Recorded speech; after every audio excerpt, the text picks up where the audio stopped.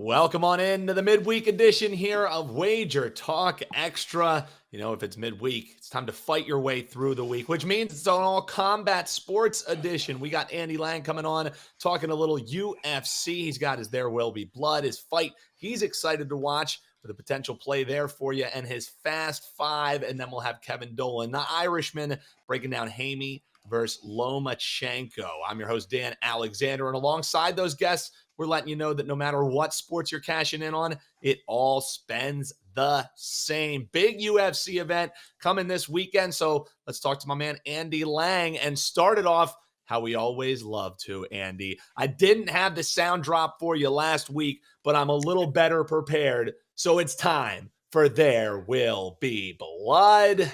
I want your blood. I want your souls. I want them both right now.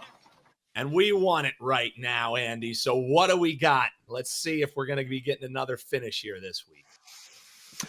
Yeah, we missed last week. We had Ian Gary versus Danny Rodriguez, and Gary knocked him out with a head kick early in the fight. So we didn't even get a chance. Amazing knockout for Ian Gary. Good for him. Let's take a look at this week. We're going to go Maheshate versus Borshchev.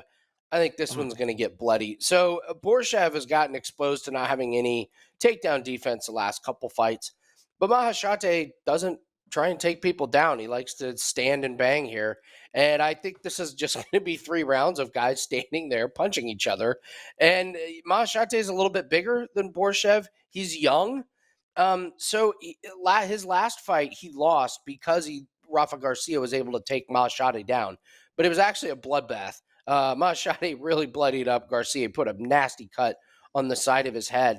And Borshchev is going to have to stand there and bang. I think both these guys are going to end up standing in the middle of the ring, punching a lot. You're going to see some clinch work. I just don't expect this to get to the ground at all. Both these guys are tough. I worry about the cardio from Borshchev.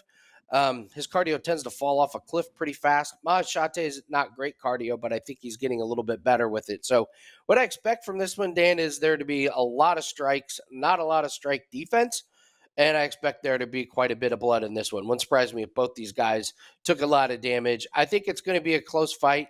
I think Maheshate kind of pulls out the win, but I would not be surprised if someone got finished in this one, and don't be surprised if this is the bloodiest fight on the card. So let's take this fight as our There Will Be Blood. Yeah, and for what it's worth, last week we may have not gotten closer to dressing up like the Flair family as there was not blood, but if you know what this segment is all about, looking for a not to go the distance fight, a finished fight, you probably cashed in, although Andy and I don't get to dress like idiots just yet. But we're closer. We're going to be closer this week after Maheshate against Borshchev. All right, Andy, you got a fight that you're excited to watch. And maybe one of my favorite nicknames in UFC of Anthony Fluffy Hernandez in this one. Why are you so excited? Yeah, he's not fluffy. That's what's hilarious about it. It's a far from fluffy. It's pretty cut, yeah. Edmund Shahbazyan versus Fluffy Hernandez. I'm just kind of interested in what's going on with Shahbazyan. I mean, he had such the hype train behind him when he started in UFC. He had a bunch of quick finishes. And then he took big step ups in competition. He lost 3 of them in a row. So now he's fighting Hernandez. And I think this is a horrific matchup for Shahbazyan. So Shahbazyan likes to stand and strike. And Hernandez is just a suffocating, tries to get to your legs, tries to get to your back, and then backpacks you, takes you down, wrestles with you, and does it for 3 rounds. The guy has cardio. I mean, you would have to put this guy in the top 3 of cardio in the entire UFC. He does not stop. And I worry about this for Shahbazyan because he's not on a very good trajectory in his career, and he needs wins.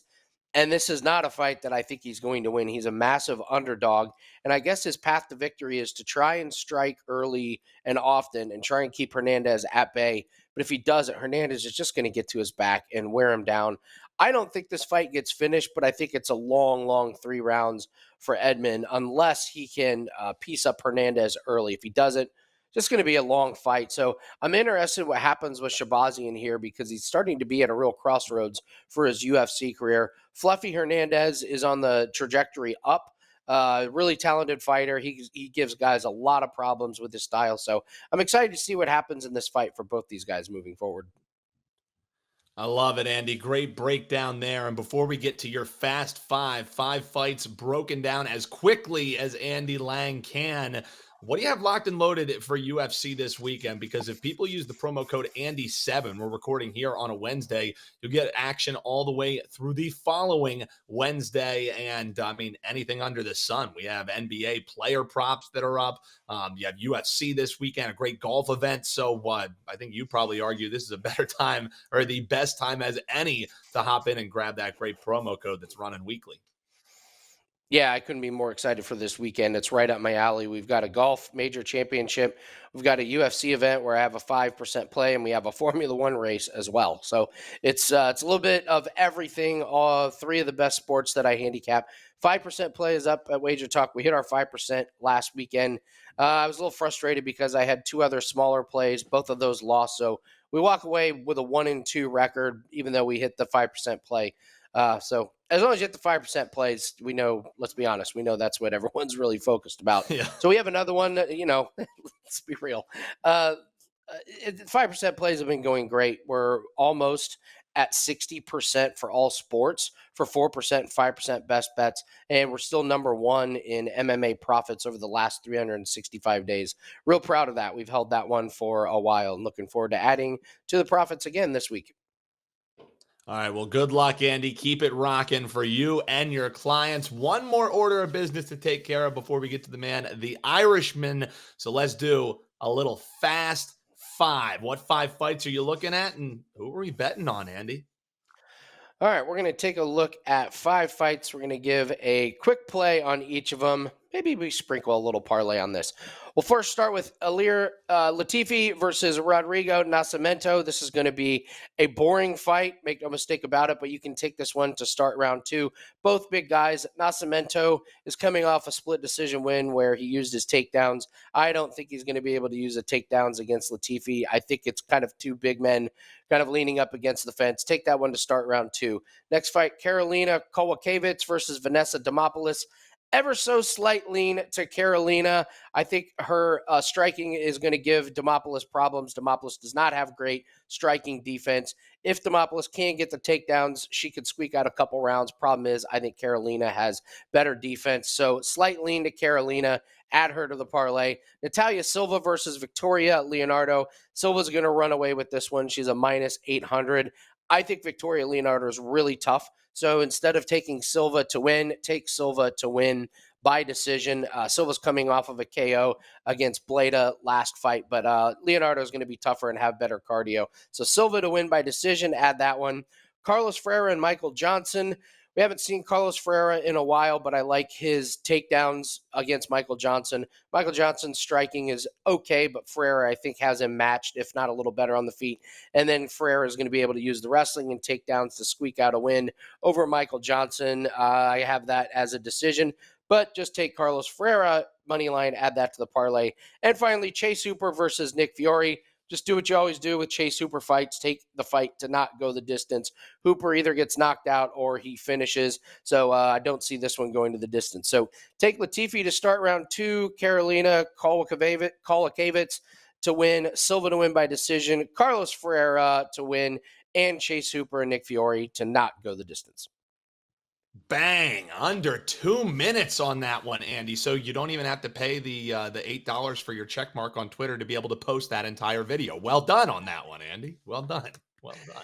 Thanks. I give my $8 with pride every single week. I'm very proud of the blue. I respect that. I respect that, Andy. A man of principle. All right, that's going to do it for our UFC preview. Hop below in the comments and let us know if you agree, if you disagree. What are you going to be betting on in UFC action this weekend? We're going to step aside, then we're going to shut things down with the Irishman. He's breaking down Haney and Lomachenko right after this here on WagerTalk Extra. Welcome on back here to WagerTalk Extra. I know I promised you an all-combat edition, but when we bring the Irishman in, he's always got to either sprinkle a little rugby or a little soccer at you, so it's not all combat. We do have a soccer game we're going to be breaking down, but let's say hello to the Irishman. And I even had to ask you, Kevin, what league we're even talking about here. We're talking about the German Bundesliga. It's Union Berlin taking on Hoffenheim. And how do you see this one shaking out before you give us a side or a total in it? Well, definitely one of the most interesting games over in Germany this weekend, Dan. Just 2 games left of the regular season, obviously. And we have a situation, this one, where, both teams need a result here. Hoffenheim are all the way down in 14th in the table. They sit just 2 points off the relegation zone, so they really need a result in this one. Try and get themselves clear of that drop zone. While for Union Berlin, while they are at the other end of the table, they're up in 4th. It's almost a similar story in many regards because Freiburg sit just 3 points shy of them for that final Champions League spot, so they'll really want to lock that in here. So they need a result as well. So fascinating game on Saturday, and one I'm really looking forward to. All right, well then, if you're really looking forward to it, that's got my interest peaked, and I got to know which way are we going in this one. Do you got a side? You got a total? We going with a prop? How are you going to be betting Hoffenheim taking on Berlin? Pretty vanilla, Dan. I'm going to take the home side, Hoffenheim. It's at a strip pick-em price right now for Saturday.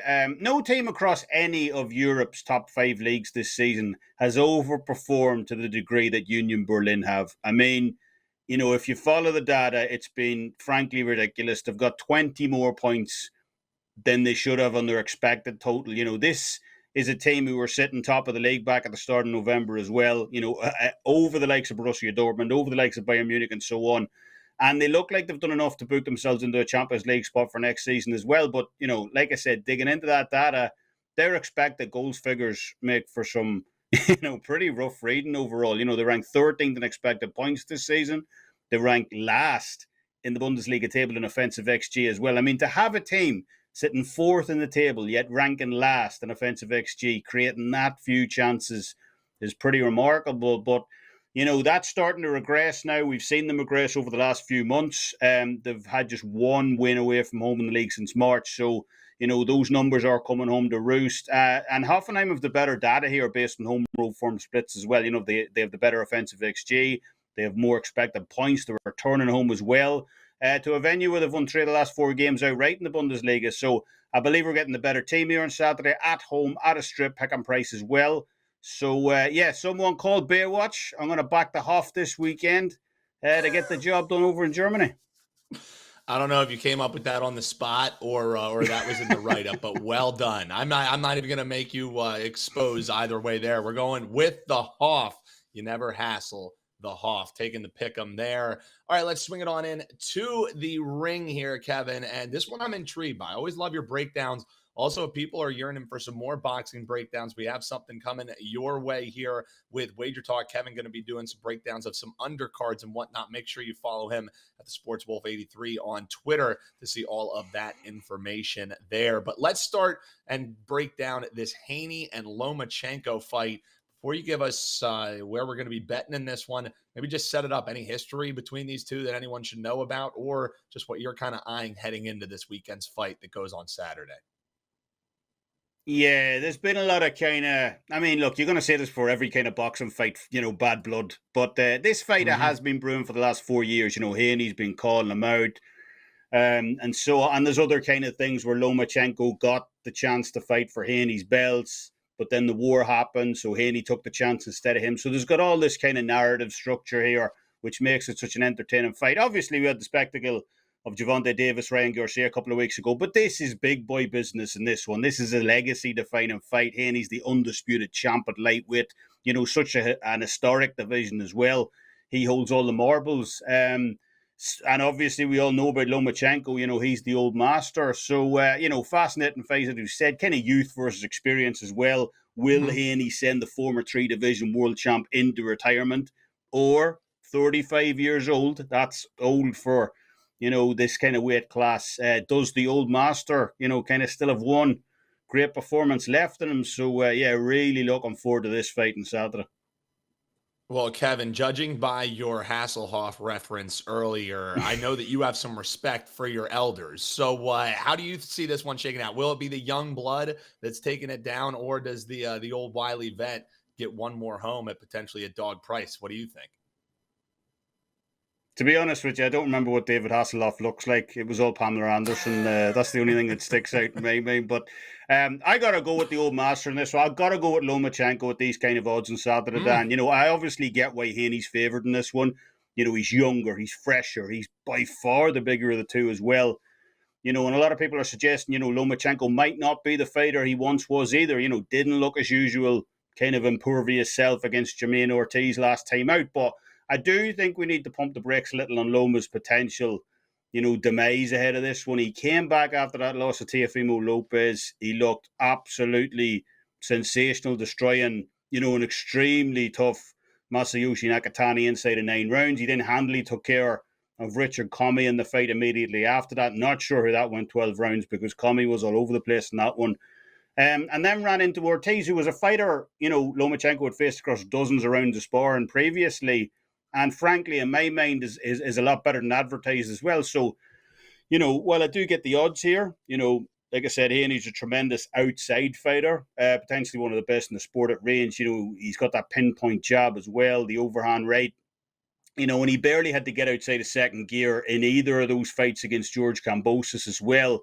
But this isn't George Kambosos he's facing on Saturday night. This is probably one of the most gifted fighters, you know, of the generation in Vasiliy Lomachenko. And if Haney can't manage to keep him on the outside over the course of this fight with that jab, he is going to be in serious trouble here, because if this fight gets, you know, if this fight goes on the inside, if it gets fought in the pocket, it is a mismatch in my eyes. You know, Lomachenko is the far superior inside fighter of the two. So, you know, that's basically what this fight boils down to on Saturday night. You know, can Lomachenko get past Haney's jab? Easier said than done, obviously. And at 35 years of age, does he still have enough in the gas tank to close that range on a much bigger opponent, with one of the best jabs in boxing as well? But at plus 222 at Caesars, I believe, that looks like a phenomenal price for the upset this weekend. So, yeah, I'm quite happy to come in and take a piece of Lomachenko in this one. No glitch in the matrix, says my man Kevin Dolan. You can check him out, wt.buzz/KD. I'm figuring with all this action that's going on, NBA playoffs in full swing, you have plenty locked and loaded that people can get 7-day all access for the price of 11 during our lucky 7-11 promo that's ending this week. So, Kevin, people see your page there. What can they find locked and loaded for your premium clients? Yeah, it's going to be a stacked week, Dan, because obviously not only the Lomachenko fight, I should say, you know, Katie Taylor's homecoming in Dublin as well as this weekend. That's a huge fight in women's boxing, so we'll have plays on that as well. We got a 4% MLS double pack up for Wednesday. We got a 4% play up in Europa League for Thursday. We got a Friday soccer play. We got a 5% Brazilian soccer bonanza on Sunday. So great week ahead, locked and loaded, and you know, ready to go. I love it, Kevin. And we've been also talking about that lucky 7-11 promo so much that I also want to remind people, if they're just tuning in for the first time, it's your first time ever thinking about buying plays from WagerTalk.com. We have a great promo that we've been running. It's Try WT. And as Kevin heads towards this weekend, as he mentions, a locked and loaded card, you can grab a 3-day all access, get that whole entire weekend, shop 50% off of that. All you got to do at the checkout, Try WT. It does need to be your first purchase. So if you're not ready to quite commit to a 7-day and 11-day all access, that Try WT is a great way to get your feet wet. And I suggest getting your feet wet with the Irishman himself. Big thanks to Kevin Dolan. Big thanks to Andy Lang as well, and the production team doing a terrific job behind the scenes. I've been your host, Dan Alexander, reminding you that no matter what sport you're cashing in on, that money all spends the same. We'll be back with a 3-pack. We got Brandon Siefkin, Tokyo Brandon, Andy Lang, and of course, my man Kyle Anthony joining us on tomorrow's edition. So we'll see you back here for Wager Talk Extra.